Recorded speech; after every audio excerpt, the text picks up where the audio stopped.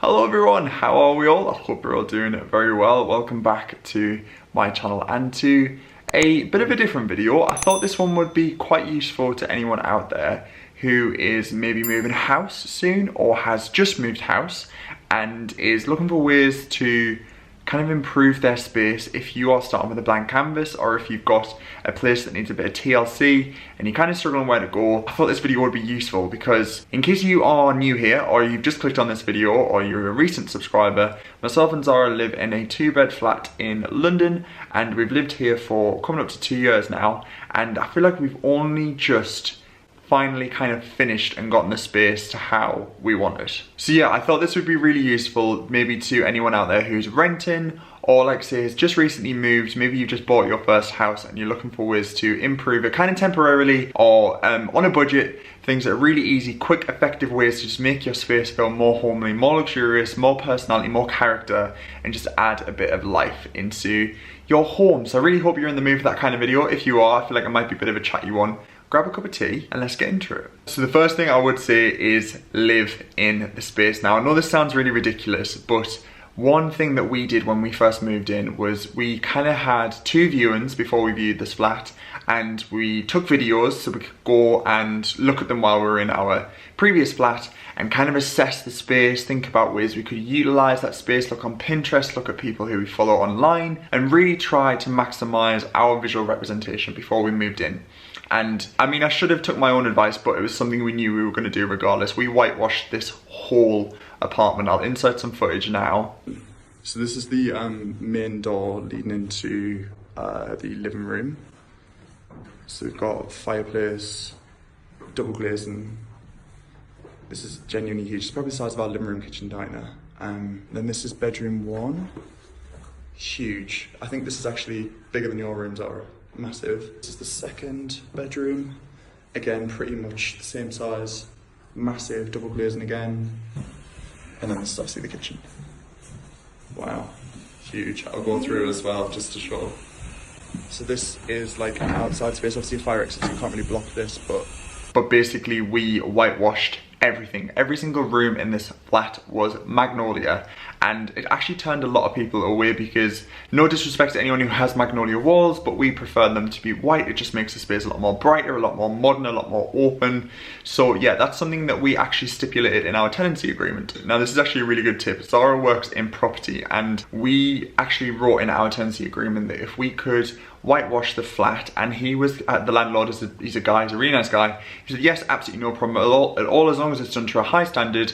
So that's what we did. We lived in the space for around 2 to 3 days and we whitewashed the whole apartment, and then we started to think about colours, things that we really wanted to do, places where we wanted to put furniture. So I would say definitely live in your space and get to know how it works. Are certain areas maybe lacking a bit of imagination? Is one area quite high traffic, so you don't need things in that way, you just need it to be nice and clear? Maybe you need to create a space that's kind of away from all the hustle and bustle of your house or flat, that's a nice little calm reading nook or somewhere to listen to music. So yeah, live in the space, get to know it, get to feel, I know it sounds a bit hippie, but the energy of the place, and it'll really give you a better insight of how you want to decorate it. Tip number 2 is Lighten. Now you can tell behind me one of our many lights that we have in this flat. Obviously we are renting, so when you are using Lighten, it is one of the most important things in a home, and we have a lot of lamps and candles in our flat because you can't change the like the hardware, the bones of a property. So we have uplighters in our living room. We don't love them, but we can't change them. Similarly in our bedrooms, we have fitted light fittings. Again, we could probably ask to change them, but we don't want to be nightmare tenants, and they're perfectly fine, they serve a purpose. But we really use Lighten to add warmth to a space, to add sectional lighting. So we have lights that are slightly orange and warm in the living room, whereas in the hallway they're bright, so just really maximizes the space. So I think lighting is so important. I'll link some of the lights that we have in our apartment down below, and I just love it, honestly. I popped them on today, it's quite a gloomy day. I also do have my ring light behind me which really illuminates the space, but I definitely think lighting is such an important key factor in homes. The third point, I've kind of already touched on it, but paint. Now, I know, I'm very aware that there are a lot of landlords out there that just put a big over painting in any space. They just want you to leave the apartment just as it is, and they're not flexible at all. And that was one thing that we did stipulate as our offer. It was on the market, I think I've already spoke about this, it was on the market for £1,500, that was in 2019, and we went in at £1,400. Our offer was accepted, and we put in £1,400 with the condition that we could paint the apartment white, and they said yes. So we ran it past them and said, look, we're going to paint it white, and you're happy with that. Can we add some colour to the walls? And when we leave the apartment, whenever that is, next year, we're going to pop all the walls back to white. So it's going to be a blank canvas ready for some new tenants to come in and to really enjoy this space, and they were happy with that as well. So definitely do run it past your estate agent. If you have a private landlord, run it past them. Obviously, if you own your home, paint away. But paint is so easy to add life into an apartment. I mean, we painted this like this gorgeous brown, and previously we had like a dark forest green on our chimney breast. Our bedrooms, I've had is blue, it's now half green. We've just recently painted Zara's bedroom, which will be coming very soon, and it looks amazing. So yeah, paint is such a clever way to change a space, and it costs next to nothing. I mean, if you use a really expensive paint, it can be quite expensive, but if you're just doing a wall, it can be really cheap to get some fantastic results. So paint like you've never painted before, and it will really make the space come alive. Tip number 4 is kind of similar to what I touched on at the beginning of the video, but maximize your space. Now I'm not going to say that we're in a small flat, because you guys always remind us we are so lucky for what we pay to be as close as we are to central London and have the space that we do. It's unheard of. It is absolutely unheard of. We have 2 huge double bedrooms, a really big living room, dining room, a very large kitchen. We also have a bathroom, 2 bathrooms, a toilet, lots of storage, and a balcony terrace area. So per square meter, I think we must pay some of the cheaper rent in this area by a mile, and we are so grateful. But if you are on the slightly smaller apartment, or if you've got a house that maybe isn't kind of doing it for you for the space, really think of ways to maximize the space to its full potential. And I'm going to come on to that in the point after this, but think about the space. Are you utilizing it properly? Maybe your furniture's slightly too big if you've just moved, and you could look at maybe downsizing that. Or your sofa's a little bit too bulky. Is your dining table oblong or rectangular when it could be, you know, round, to make the space more coherent? Think about things like that, because it really is so surprising what you can do with a space if you utilize it properly and really maximize its full potential, opposed to just putting things in places and thinking that they work. My 5th tip kind of leads on perfectly from what I just said, but use your walls. Now, again, this is maybe not all applicable to rentals. However, again, our landlord is very kind of just super chill. But if you've just bought a house, use the walls if you are struggling for space. And I mean use the walls as you can hang shelves, you can mount TVs, you can do wall units, you can do storage units that are built onto the walls, which completely free up floor space. Floor space, you pay for floor space, and if you haven't got a lot of it, don't fill it with furniture. That is a very good point. So just really think about the walls. You want to have freedom to move. There is nothing worse than we're on a very fine line in this apartment between it being perfect and there could just be one more piece of furniture that would just make it look too cluttered. And I feel like we've really hit the nail on the head, I think. Anyway, some people might come here who are minimalists and think, God, there's a lot of stuff in here. We like stuff. But we've been very careful in the pieces that we've selected to bring into our home. And I would say if you have wall space, use it. We have a scaffolding board that we use as bookshelving. We also wall mount mirrors that frees up the whole of the fireplace. You can pop things on there around Christmas time. So yeah, definitely utilize your walls, and yeah, don't go too crazy, but if you have the ability, go for it. Wall mounting televisions, again, brilliant idea, frees up space. You know where I'm going with this. Tip number 6 is plants. Now, don't get me wrong, I'm not a plant expert. However, I have had quite a few plants in my time and they're brilliant. Indoor plants are so good. If you're living in a flat, you don't have a garden and you want to bring the outside in, I cannot recommend enough getting some plants that are really low maintenance, that are going to bring a lot of real vibrancy to your rooms. I mean, in this room alone, we have 1, 2, 3, 4, we have like 6 plants, which is, and a bunch of flowers.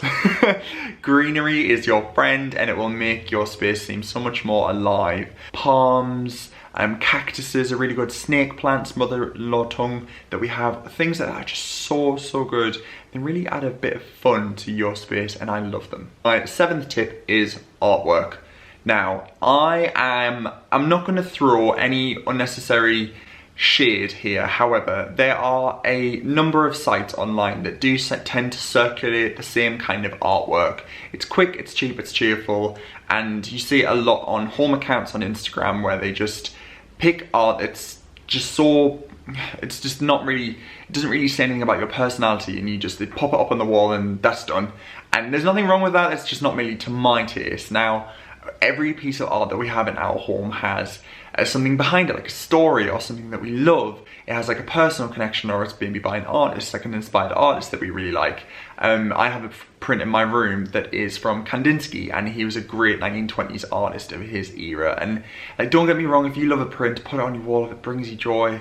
But maybe look at sourcing some antique prints, some prints that you might find they're a little bit battered in a frame, and reframe them. I think artwork is so crucial to a space, and it can really transform the living area that you have and bring a lot of vibrancy to it. So yeah, maybe take a while before just quickly selecting some art.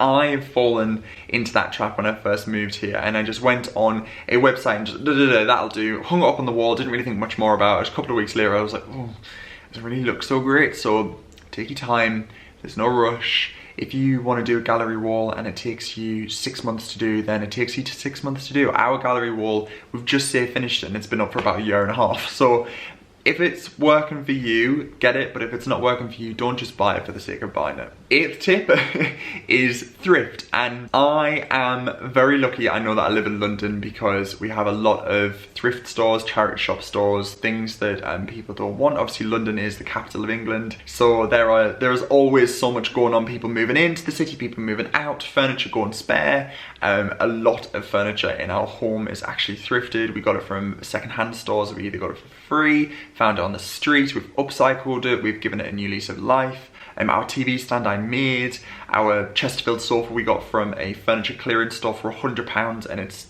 gorgeous. There's so much in our flat that has a lot of character, that we've breathed a new fresh air into it, breathed new life into it, basically is what I'm trying to say. So yeah, you don't always have to buy new. If you may be trying to work on a budget, I would definitely recommend charity shops for furniture. Where I'm from in Durham, there's a new charity shop that's just opened, and they have like ex-demo furniture, so furniture from like Argos and John Lewis that's either been sent back because it's faulty, but it's not really faulty, there's just maybe like a small mark on it or a little dent. Oh, that's my doorbell, bear with me. Was it Amazon? Yeah. Oh, thank you. Sorry, that was Amazon curtain hooks. See, we're always getting things for the house. Back to my point. Thrifted things, really good. Great way to breathe new life into all things. They're cheaper, much more affordable, and it's just a good, sustainable way to bring things into your home. My 9th point is work with textiles if you can't add colour elsewhere. So like I said, if your landlord is really strict and not allowing you to put 1 ounce of paint on the wall, which I have lived in before and I completely understand it, I think adding colour into your home is a great way to add interest. Obviously we have colour on our walls, but behind us, look, we've got this teal armchair, we have the cushion, which is a beautiful brown colour, we have throws in our home that are mustard and green. I think if you can't add paint to the walls, then add colour elsewhere. It's a really good way because nothing's permanent in that sense. You can zip off cushion covers and pop new ones on. You can change the colour of your curtains, you can change the colour of your throws, relatively cheaper and more stress-free than as if you were needing to paint a wall. So yeah, think cleverly. Rugs, curtains and cushions are your best friend in rentals for sure. This brings me on to my last point, and point number 10, I would say, emphasize the good and hide the bad. Now, this might sound a little bit cliche and a little bit of a shortcut, but use what you have in your property that you love to hide what you're not so keen on. So in our flat, we absolutely love the light that we have. So our light sources are these big, huge windows, and we also have some gorgeous Art Deco 1920s glass that acts as a wall divider between our hallway and our living room. The apartment downstairs actually doesn't have that, and they're a little bit jealous of us. And we love it, so we really wanted the light to shine through from the hallway into the living room. So hence why we don't have curtains in here. It kind of doesn't really work out because means it gets a little bit cold, but it's worth it for the light. One thing that we're not so keen on is the carpets. We would have really loved to have flooring, wood flooring. We just love it, we really do. Again, that's something the downstairs has that we don't, so it works both ways. But we use rugs a lot to try and cover the carpet. It's a brown carpet, which again, we don't really love, but we make it work because the attention doesn't really fall on the carpet, it falls elsewhere, so that we've got a really big soft rug in our living room. Zara has a rug in her bedroom, I have one in my bedroom too, and it just really helps to just add another dimension to the flooring, which we're not so keen on. So yeah, I really hope you found this useful, and it might seem a bit obvious, but I think those types of tips are really handy if you have just moved and you really want to do things quickly or on a budget, or if they're renter friendly. So yeah, let me know if you have any tips yourself. There are so many renter hacks out there that you can do. Like I say, we're really lucky with our landlord, but yeah, leave them in the comments, I'd be really interested to read them. But thank you all so much for watching. I'm gonna grab my tea. I really hope you have enjoyed this one. Good luck if you're maybe just moving into a house or you've just moved. Big love to you all. I'm very excited. Keep an eye out for a video coming very soon. It's either gonna be Sunday or it might be next week because we've redecorated Zara's bedroom and it looks amazing. But yeah, thank you so much for watching. I'll catch you all very soon in a future video. Bye for now.